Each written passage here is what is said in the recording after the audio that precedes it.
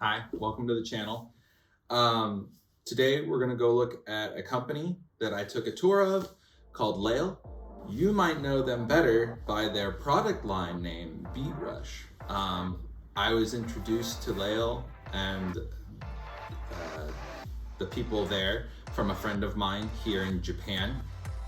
And after being asked if I wanted to do a YouTube feature about Laile and Beat Rush, I did some research on the company and I asked some questions, and what I found out was rather interesting, and I definitely felt that maybe not all of this information was very readily available by most people.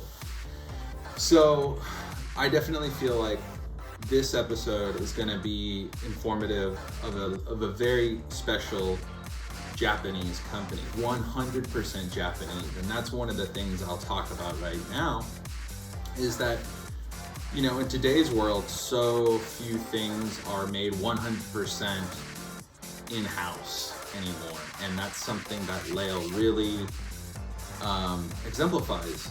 Everything they make, every product they make is 100% from raw material to finished goods theirs. And coming from a machining background and parts and everything that I've done in my career, that was really unique and really cool. US labor costs are very, very high, and the same is true here in Japan. So we're gonna go ahead and I'm gonna show you the tour, a little bit about a tour of the factory, a little bit about it, and we're gonna go over a little history.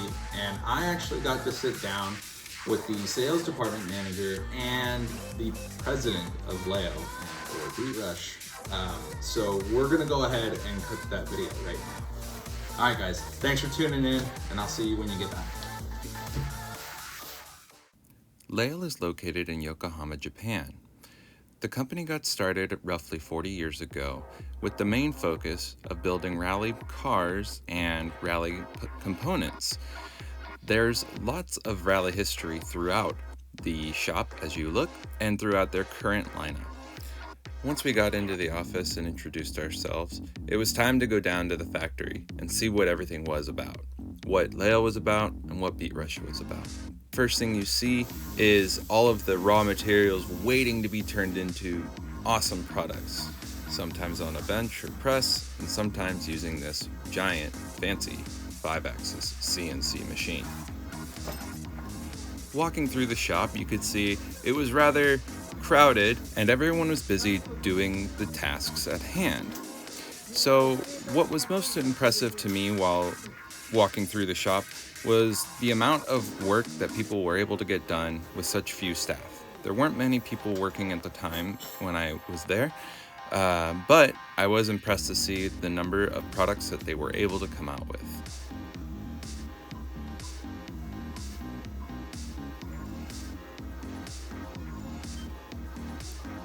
Laile also makes lots of strut bars and braces for cars. Any parts that require welding are welded, of course, in-house as well. All welds are done by hand.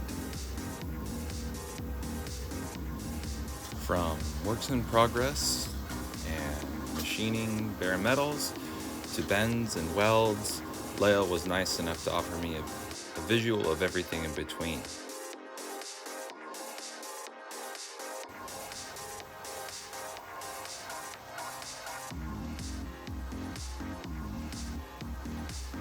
Laile was even nice enough to let me look at their prototype parts on this Toyota. Sorry, I can't film those. But if you want to see what parts Laile does offer for your car, you can go ahead and go to their website, laile.co.jp. They do have an English section, and you can go ahead and email me if you find anything you like. Now, let's go ahead and get to our interview section of this episode. We started by asking Takamori-san about the differences in tuning culture between America, Europe, and Japan. やっぱりその道が狭い A narrow street? そうね。結局そのヨーロッパみたいにハイウェイが長くないからスピードが出すところがないなので、そうするともうテコテコワインディングを走るっていうことだといくらパワーがあってもパワーを使い切れないステージなんですよね。そうすると足回りだったりタイヤだったりそういう方向に行くっていうのと、あとは、エンジンとかというのは比較的昔からチューニングとしては主流なんですけど、ブレーキって結構最近なんですよ。それまではなんとなくパッドを変えるっていうのはあったけれども、エンジンパワーについてくるほどブレーキの性能って昔は良くなかったんですね。だから危なかったんです。そうそう。危なかったね。なので、うちでは例えばそのタイムという部分でスタートからゴールまでのタイムという部分で速く走るためにはパワーだけでは速く走れないと思ってます。要は車全体のバランスとして、ものを考えていく上でまずタイヤがあってその次にシャシがあってそしてエンジンがあるっていう順番で考えているので、どんなにエンジンパワーがあってもタイヤを使い切れなければ意味がないので、そのタイヤを使い切るためにはシャシが必要なので、シャシをどんどん詰めていけばどんなにエンジンパワーが低くてもそれなりに走れるんですよ。でもエンジンパワーばっかりすごくってもシャシがヨレヨレだと結局あれで終わってしまうのでだからそういう意味ではエンジンは本当にそのエンジン屋さん例えばシャシ代にしても何にしても設備がものすごくかかるし土地も何もかも大きくないといろんなことができないので、それはもう専門の方にお任せしてそれを、フォローするっていう意味でのシャシ回りをうちらの方でできればなというふうには思ってますね。The next thing I wanted to talk to Takamori-san about was why Laile decided to focus on suspension and chassis. Here's what he had to say. 昔からの流れなんでしょうけども、エンジンはやっぱりお金がかかります。In order to modify the engines, it's a lot of cost. 比較的ショックとかサスペンションで車を作っていくのは昔はそれこそ足回りも簡単だったので自分で脱着してスプリング変えてとかっていうのが簡単にできてたので、その流れの中でやっぱり車を楽しんで乗ってもらうレースとかモータースポーツだけではなくって普段からでも車を楽しく乗ってもらうために一番そのユーザーさんが自分で車をなんていうのかないじりやすい部分っていうのがそのシャシだったんではないかと。I asked Takamori-san also what were some of the more difficult parts to make for Laile. 工程が多いという部分で関して言うと、やっぱりストラットタワーバーとか、パフォーマンスバーとか。Power bar, performance bar, these has a lot of in the process. 構成部品が多いっていうことと、components parts a lot. あとは例えばパイプと、板と、削り物とかいろんなものを、混ぜて作んなければいけないので。パイピング、プレーツ、パイピングと板ともう一個何でしたっけ？あと削ったものとかのカラーとかですね。We were then joined by Matsumoto-san, the president of Laile.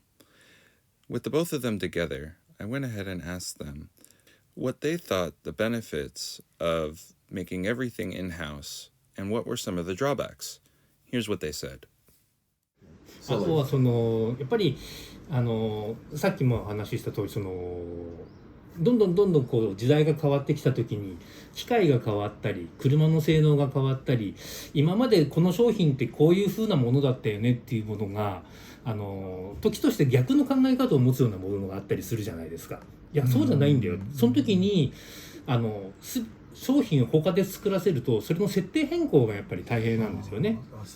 My final question for the guys at Laile was really where did they see the future of motorsports?